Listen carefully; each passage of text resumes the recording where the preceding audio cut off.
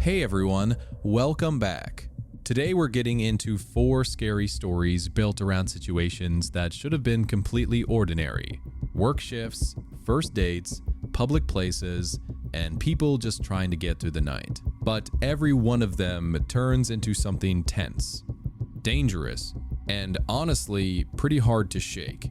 These stories have that kind of fear I always find especially disturbing, because nobody walks into them expecting the worst. They just realize, sometimes a little too late, that someone else's choices have put them in a situation they can't easily leave. If you enjoy these longer horror compilations, leave a like and subscribe to the channel. It really does help. Get comfortable, keep the lights on if you need to, and let's get into the first story.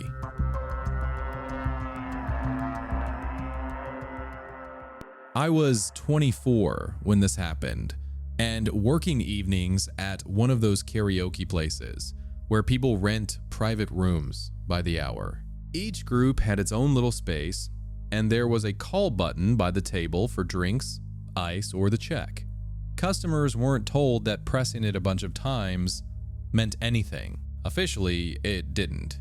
But if a room hit the button 3 or 4 times in a row, we treated that as urgent and went to check.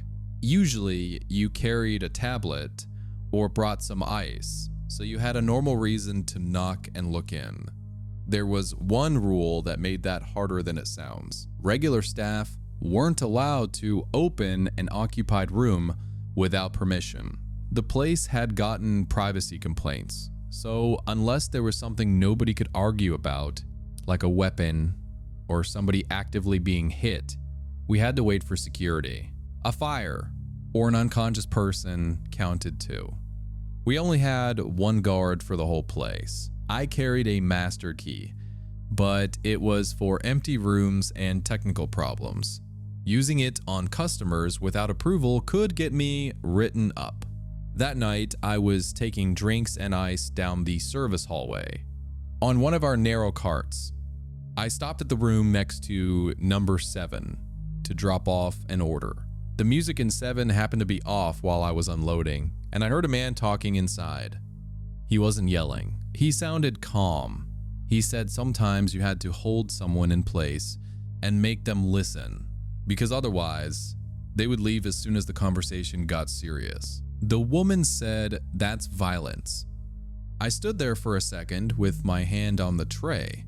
I couldn't tell if they were talking about something that had already happened, or if he was explaining what he thought he had the right to do right then. I finished the delivery, kept room 7 in mind, and stayed in that part of the hall instead of going back to the front. A few minutes later, I heard the woman ask for the check. Then she told him she was going home. He still didn't raise his voice. He started explaining that she couldn't just leave after what she had said, like he was correcting her about some rule she was supposed to know. Then the call light for 7 came on, went off, and came back on several times fast. I grabbed the tablet we used for checks and walked over. The doors had narrow glass inserts. Through the one in room 7, I could see the woman standing beside the couch and reaching for her bag. The man was standing too, closer than she was to the straight path to the door.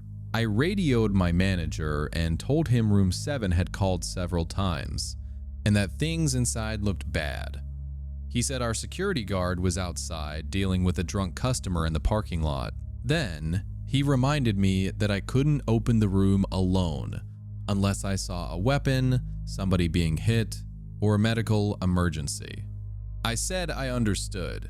I was irritated, but I was still trying to do it the approved way. I knocked and said, "Staff, did you want me to bring the check in?" The man answered right away that they were fine. At almost the same time, the woman said, "I asked for the check." I moved a few feet down the hall so I could call my manager again without standing directly outside the door, but I didn't leave. Music had started up in another room, so I couldn't hear everything anymore. I could still see enough. Her bag was now on the seat beside the man, and he had her keys in his hand. She kept asking for her things back and pointing at the door. I don't think he had some big plan. Nothing I saw suggested that. He acted more like he honestly believed he was allowed to keep her there until he finished talking, and that the staff would stay out of it because they were a couple in a private room. She pressed the call button again while looking toward the glass. Then she moved around the edge of the table and tried to get to the door. He grabbed her wrist and pulled her back. I keyed my radio and said, "He has her wrist. He's holding her." My manager asked if the man was hitting her, if I could see a weapon, or if anybody was on the floor. I said no. So, according to the rule, I was still supposed to wait. Meanwhile, she couldn't get her bag or keys, and she couldn't walk out without him stopping her. We were arguing about wording while he stayed between her and the door. I quit arguing.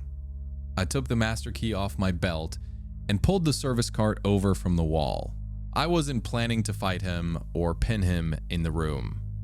The door opened inward toward the wall on the woman's side. He was across from that, between the end of the table and the wider route to the doorway. If I pushed the front of the cart in on his side, at an angle, it would get in his way, while leaving a narrow gap by the hinges for her. I knocked once and said, "I need to clear the call in the system and bring your check in."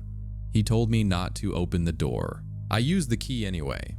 The second the lock released, I pushed the door inward and rolled the front of the cart across the wider side of the opening.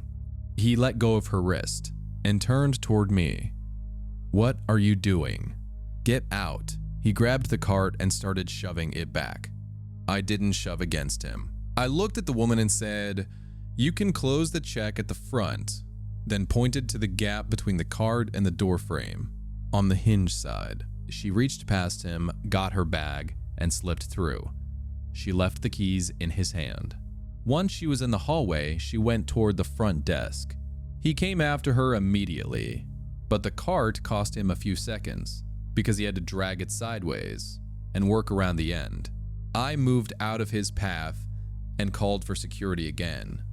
This time, I said I had seen him hold her in the room and that he was following her out. The guard came back in from the parking lot and met him near the end of the corridor before he could get to the front.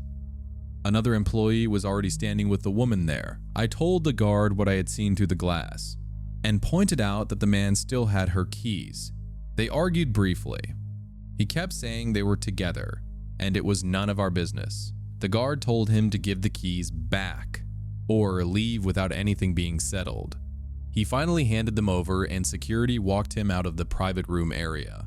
My manager documented everything before the shift ended, including that I had opened an occupied room without permission and put the cart in the doorway. The next day, they checked the call log and hallway camera. The log showed the repeated calls from room 7. The camera showed me waiting outside, opening the door, the woman coming out, and the man trying to follow her. It couldn't see him grab her wrist. That part was still what she and I said we saw. I got a written warning for using the master key against policy. After the internal review, the bar added a welfare check rule. Repeated rapid calls now meant 2 employees could open a room without waiting for security, as long as one stayed in the hallway, and they called the check-in over the radio. I never found out what happened between the 2 of them after they left. The warning stayed in my file, and the new procedure stayed in the handbook. What gets me here is that everyone knew something was wrong, but the rule was written so narrowly that they were still debating whether it was serious enough to act. She was calling repeatedly, asking to leave, and being physically held inside the room. Yet somehow the question was still whether he had technically hit her. That is terrifying. And honestly, the employee using a cart instead of trying to play hero was such a smart move. He created an opening, gave her a clear instruction, and got her out. The fact that he received a warning while the policy was later changed basically says everything. Sometimes the rule fails first, and one person has to decide not to fail with it. On to the next story. I've worked at a private wine club for about 4 years. I'm not using the guy's real name, so I'll call him Colin. Members buy bottles through us and keep them in temperature-controlled lockers. When they come in, they give us the locker number. We bring the bottle out, and the pours go on their tab. Some people want us to handle every glass. Others want the bottle left at the table. It's controlled, but not so formal that a bartender stands over them all night. After a while, you remember people by odd little things. Their bottles, what they order, how they talk to staff. Colin wasn't even that regular. Sometimes he came in twice in a month, then disappeared for 6 or 8 weeks. He was polite, tipped fine, and never caused trouble. I remembered him because I kept hearing the same kind of conversation. A woman would ask how long he'd been a member, and he'd explain the lockers and say he had a few bottles stored there. Then he'd offer her something she probably wouldn't order by the glass. The wording changed, but it was clearly a first date, always with a different woman. That alone meant nothing. Members bring dates in all the time. Colin sat at different tables and never acted rude or possessive. I did notice he barely drank from the bottles he made such a big deal about, but there are normal reasons for that. One night, he asked me to leave the bottle and poured for his date while I covered another section. On another visit, the woman went to the restroom. When she came back, he asked for a fresh glass because he said cork had gotten into hers. I took the old one behind the bar and checked it. I saw nothing except wine. Another time, he drank water most of the night and barely touched the wine while his date had a second pour. I figured maybe he watched his alcohol, or maybe showing off the bottle was the point. Or maybe he just went on a lot of first dates and repeated himself. None of the women looked sick in the club. Nobody was stumbling or asking for help. I wasn't going to accuse a member because he drank less than his dates. I just started recognizing him sooner and paying more attention to which glass belonged to which person. A few weeks later, one of the women came back in the afternoon when the place was nearly empty. She asked if we'd found an airing under the table where she and Colin had sat. I checked the lost and found box, then went over to the table. While I was looking, she asked how much wine she'd actually been served that night. She seemed embarrassed asking. I pulled up the tab in the pause. It showed less than she thought she'd had. She said she didn't remember the end of the evening very well, including part of the ride home. Then she immediately explained that she'd had a cocktail somewhere else first, hadn't eaten much, and wasn't accusing anybody. I found the earring near the wall, under the edge of the table. Before she left, she asked me not to delete the receipt if it was still saved. We keep those records anyway, but I wrote down the date for myself. I checked Colin's older tabs. I wasn't trying to identify the women, and I wasn't pretending it was a real investigation. The records only gave me dates, charges, and bottle service. Put together with what I remembered, they confirmed how often he came in with someone new, and how little of the wine he seemed to drink. They couldn't tell me what happened to anyone's glass. He came in twice after that. The first time, the woman stayed at the table and I saw nothing unusual. The second time, she stepped away briefly, and when she came back, Colin asked for a new glass. I hadn't seen what happened to the original one. By then, I didn't think of it as just an odd dating habit anymore. I watched his table more closely and kept track of the glasses, but I still hadn't seen him do anything, so I didn't accuse him or step in. The next time he came in, he had another woman with him. While I opened his bottle, I heard him explaining the locker system to her, so I knew she was new to the club. They sat at a table I could see fairly well from the service station, though people crossing the room blocked my view now and then. She left for the restroom with maybe half a pour in her glass. I was dropping off a bottle at the next table. When I turned back, Colin had a small amber bottle in his hand. He held it over her glass.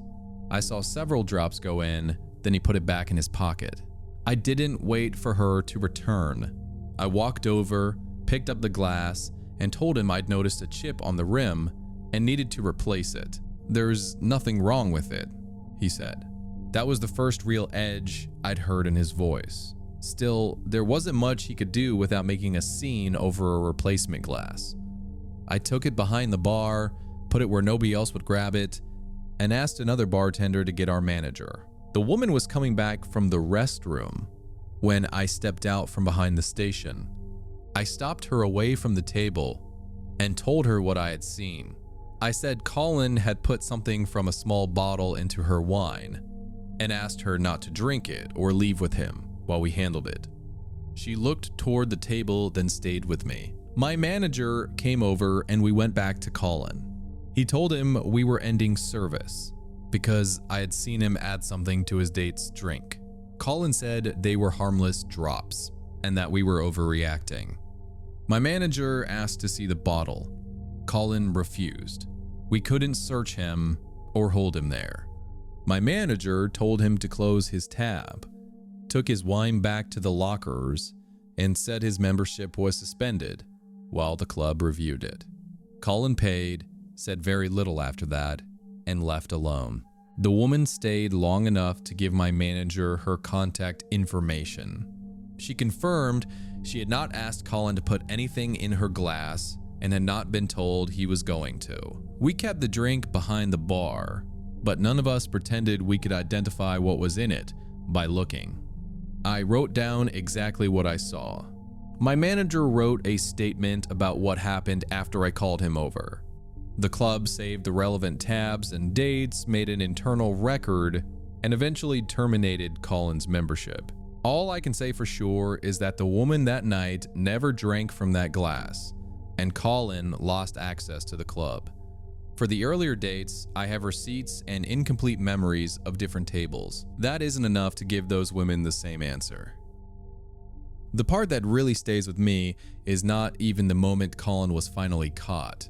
It is everything that came before it. Different women, replacement glasses, him barely drinking, and one woman returning because she could not remember part of the night. None of those details proved anything alone, which is exactly why this feels so disturbing. He could keep hiding inside that uncertainty until someone finally saw the drops go into the glass. And even then, nobody knew what was in that bottle. At least that woman never took another sip, but the earlier dates are the horrible unanswered part. The bartender has receipts and memories, but no way to go back and warn people whose names they may not even know. That is a genuinely sickening thought. I was 25 and living on the west side of Phoenix when I matched with Eric on a dating app. We had only been talking for a few days, so we picked a 24-hour taqueria in an industrial area about halfway between us. The place was full, so we took our food back to his older crossover. When he moved it away from the pickup window, the engine didn't start the first time. It caught on the second try, and he hit the steering wheel and said the starter sometimes acted up after long drives. The inside was cramped, with a wide console between us and boxes, a jacket, and other junk taking up the rest of the space. The first few minutes were normal first date awkwardness. Then, his phone started ringing. He ignored it twice. The third time, he looked at the screen, swore, and answered. I couldn't hear the other person, but I heard Eric say, "Detained, where?" Then he started asking about his family's house and whether somebody was going to check the car. He put his food down, started the engine, and leaned across me to reach under my seat. I pulled my legs up because I thought he had dropped something. Instead, he dragged out a soft, medical-looking bag I had taken for more of the junk in the car. He opened it enough for me to see small vials and sealed packages without normal pharmacy labels. "What is that?" I asked. "I need to get rid of this before they get to the house. Or this car." I told him to take me back to the restaurant. I wasn't yelling. I just wanted out. He said he would, but first he had to deal with the bag. Then he pulled out of the lot and drove right past the turn back to the taqueria. I told him to stop at the next gas station or anywhere with lights. He kept saying it would only take a few minutes, but he didn't slow down. He turned onto a long industrial street beside one of the concrete flood control channels. There were fences, warehouse walls, and almost no shoulder. I could still open the door, and I still had my phone. That's the part that probably sounds strange, but we were moving fast enough that opening the door meant hitting pavement next to a concrete barrier. When I put my hand on the handle, he looked over and accelerated. "What are you doing? You'll break your neck." He didn't say it like a threat. He sounded annoyed, like I was making his problem harder. I sent my neighbor my location and typed that the guy I was with wouldn't take me back. Eric noticed me looking down and asked who I was texting. I said I was letting someone know I was late, then put the phone away. I thought about calling, but I had no idea how he would react if I started telling someone where we were. And I was still in a moving car either way. He didn't seem to have one place in mind. He tried side roads, slowed near service entrances, then kept going when they were blocked or too exposed. When I asked what was in the bag, he first said it was medication belonging to his brother. A minute later, he said he didn't actually know what his brother had put in there. I stopped asking. Whatever it was, I wanted out. Eric kept checking his phone and calling his brother back. He missed turns he apparently wanted because he was looking at the road, the screen, and the bag on the floor. He kept saying he would take me back when he was done, but he wouldn't say where we were going or how long that would take. I stopped arguing as much. Every new question made his movements sharper.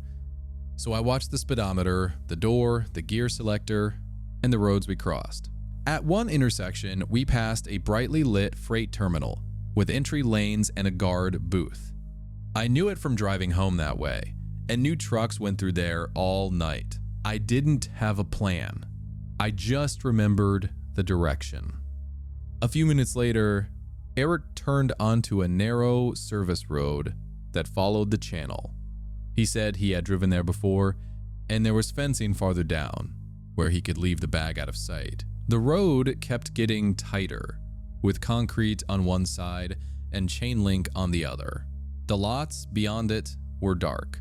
There was nowhere to pull off without blocking the road, and turning around would have been difficult. Even if he stopped, I would still be out there with him beside the car and the nearest people too far away. The service road ended at locked metal gates. The maintenance strip kept going on the other side, but there was no way for the crossover to get through. Eric braked, stared at the gate, then backed up, and pulled forward a couple of times. Finally, he said he could take the bag over the side fence and leave it lower down, where it couldn't be seen from the road.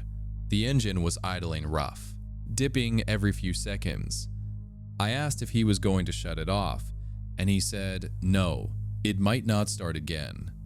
He put the car in park, picked up the bag, and told me to stay where I was. The section of fence he could climb was farther along the gate, not next to the driver's door, so he had to walk away first. He put a foot into the chain link, pulled himself over, and started down the concrete slope on the other side. He kept carrying the bag until he was below road level. I waited until his back was to me, then unbuckled and tried to climb over the console. It was harder than it sounds. My shoe caught on the edge, I slammed my knee into the plastic, and for a few seconds, I was stuck, with my stomach over the armrest and one leg still on the passenger side. Eric turned around and started yelling, but he was still below the road. He still had to get up the slope and back over the fence.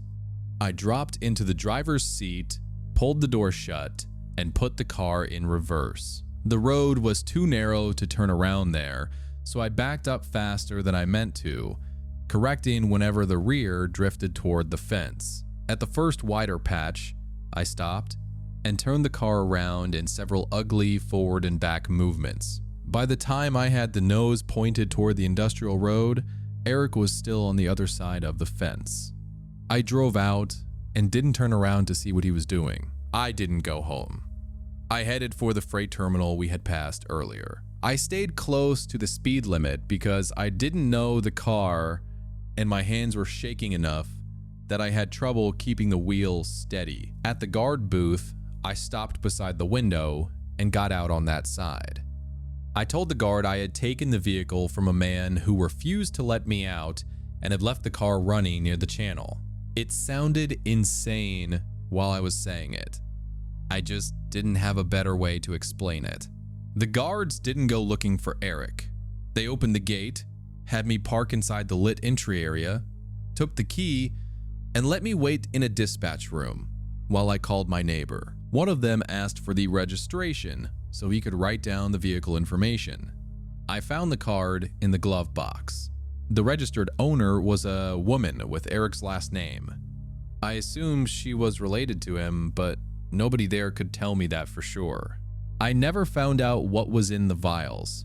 I also never found out whether his brother had really been detained because of them, or whether anybody was actually on the way to search the house or the car.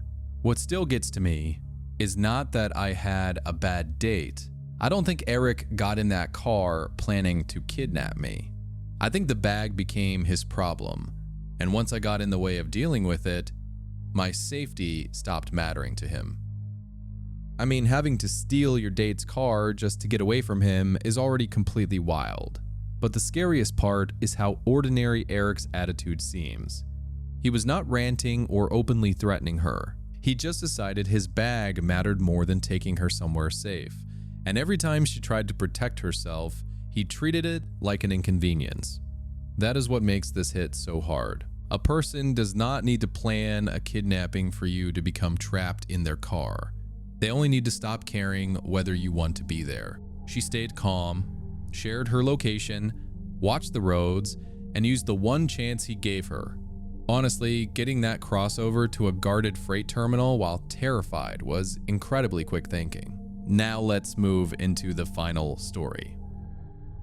About 8 months ago, I was walking out of a hardware store on the south side of Indianapolis when I heard a delivery truck backing up behind me.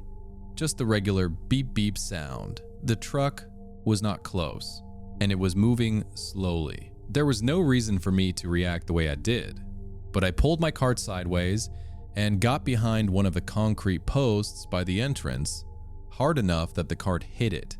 I stood there feeling stupid. The truck was probably 30 or 40 yards away. By then, I could see the driver and the front wheels, and it was obviously not coming anywhere near me. Still, I had both hands locked around the cart handle so tightly that my fingers hurt when I let go. Vans are worse than regular cars now, especially cargo vans or box trucks. If I hear one running near me, I stop until I can see the driver and which way the wheels are turned. The backup alarm is the part that really gets me. The market thing happened on a Saturday. I was meeting a woman named Maya for the first time. We had matched on an app and picked an indoor weekend market in an old warehouse not far from downtown. It seemed like a low-pressure first date. We could get coffee, walk around, and if it was awkward, neither of us had to sit through a full meal pretending it was not. I got there first and spent 10 minutes wondering whether she would recognize me from my pictures or whether I'd accidentally picked only flattering ones. She recognized me, so that was fine. We got coffee and walked through rows of baked goods, produce, meat, handmade stuff, and household items. Most vendors had folding tables or temporary racks on the concrete floor. It was busy, but you could still move. A wider lane cut through the customer aisles so workers could bring carts and boxes in from the loading area.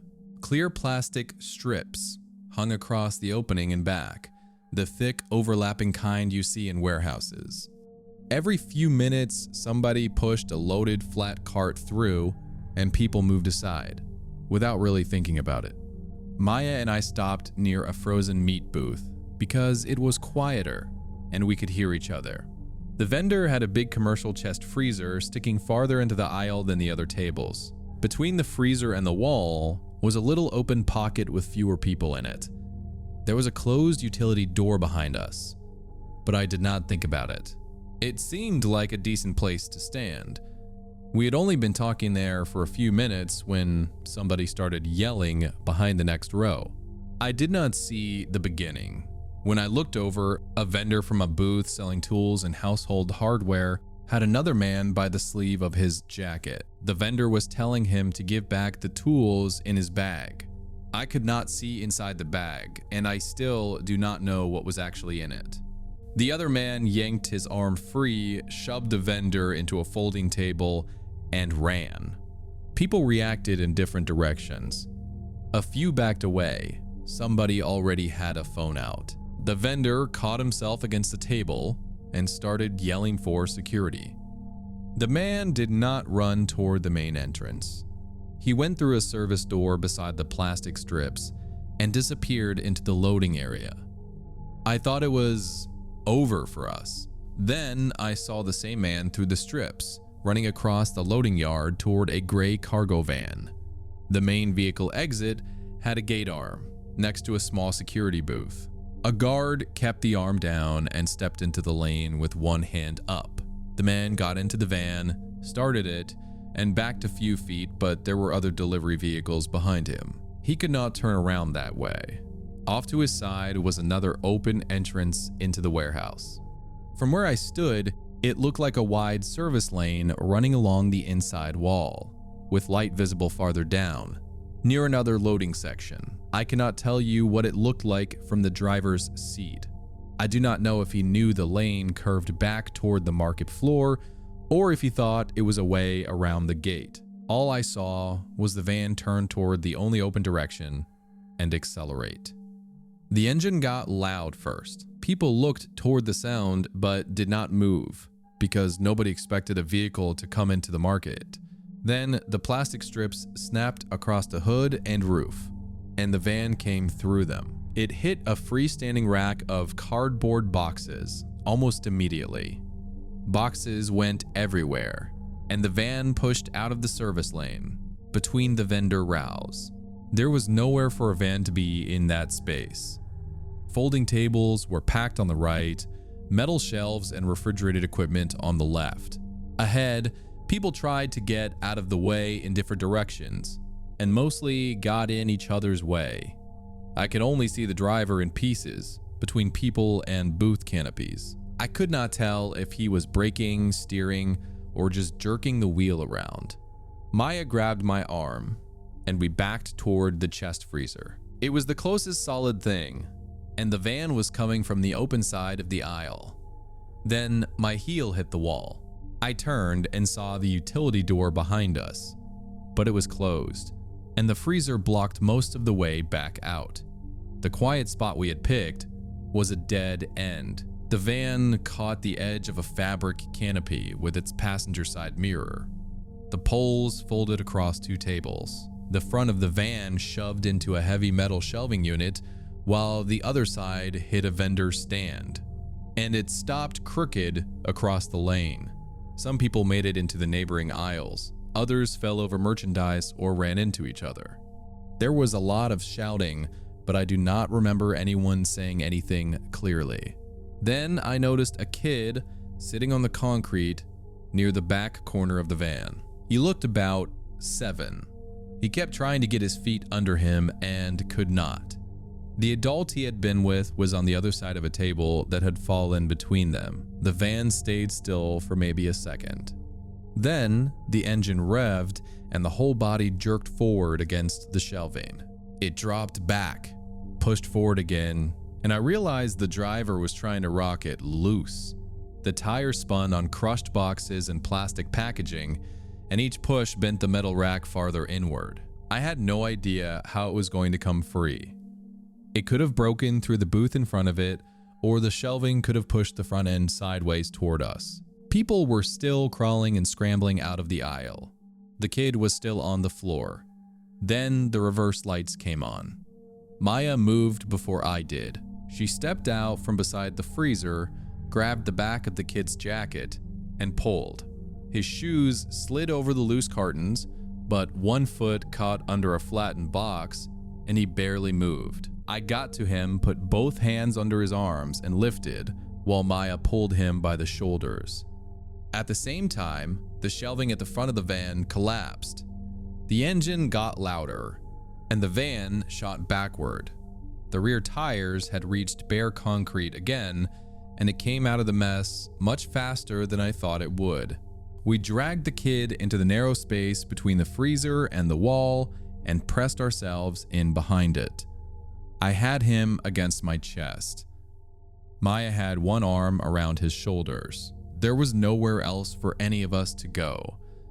The back corner of the van went through the exact spot where he had been sitting. It hit the freezer hard enough to shove it several inches across the floor and pin my shoe against the wall, but the freezer stayed upright. The van kept going a few more feet, hit what was left of the stand behind it, and turned across the lane. It ended up wedged between the ruined stand and the wreckage on the other side. The engine was still running, but the wheels had nowhere clear to go. I did not see the driver get pulled out. I only saw 2 security guards come up along the driver's side. One yelled for him to shut off the engine, while the other reached for the door. I stayed behind the freezer because the kid had both hands wrapped around my sleeve. He was breathing so fast, I could barely understand him. I kept asking where his parents were, but he was not answering in a way I could follow. His mother found us after people started being moved out of the market. She came around the fallen tables, yelling his name. He let go of me and ran to her so quickly that my sleeve turned partly inside out. Maya and I were taken outside with the other people who had cuts or had gotten knocked around. I had a scrape on my forearm and a bruise where the freezer had pushed my foot into the wall. Maya had small cuts across one palm from the broken packaging. We sat next to each other on the curb while the medics cleaned us up. We barely talked about anything except the van. I said it had been pointed more toward the center aisle. Maya said the back end had already been turning toward us. A few minutes later, one of us would bring up those same seconds again. I think we were checking our memories against each other. Neither of us seemed sure we had seen it right, even though we had both been there. A short local article came out later. It said the driver had been arrested on an outstanding warrant and was facing charges for what happened inside the market. It did not make the original argument much clearer. One version was that the vendor saw tools in the man's bag. Another was that the tools only looked like a set the vendor sold. I stopped trying to figure it out. Whether he stole something or not did not change what happened after he drove through those strips. Maya and I kept texting. 2 weeks later, we met at a small coffee shop and jokingly called it our second attempt at a first date. We got maybe 20 minutes in before we were talking about the kid again. Then the engine. Then which one of us had seen the reverse lights first. There was no fight or awkward speech about ending things. Neither of us blamed the other. It was more that sitting across from her put me back beside the freezer. She kept rubbing the palm she had cut, and I am guessing being around me did something similar to her. The messages slowed down after that, and eventually stopped. I do not think I missed out on some great relationship. We barely knew each other. We just became part of the same bad memory before we had time to become anything else. Now, when I hear a backup alarm, I stop and watch the driver and the front wheels until I know exactly which way the truck is going. That image of the van reversing through the exact spot where that child had been sitting is horrifying. They did not have time to make some perfect rescue plan. Maya grabbed him, the narrator lifted, and all 3 of them squeezed behind a freezer that was hit hard enough to move across the floor. A few seconds either way, and this story ends completely differently. But the ending is what really makes it linger.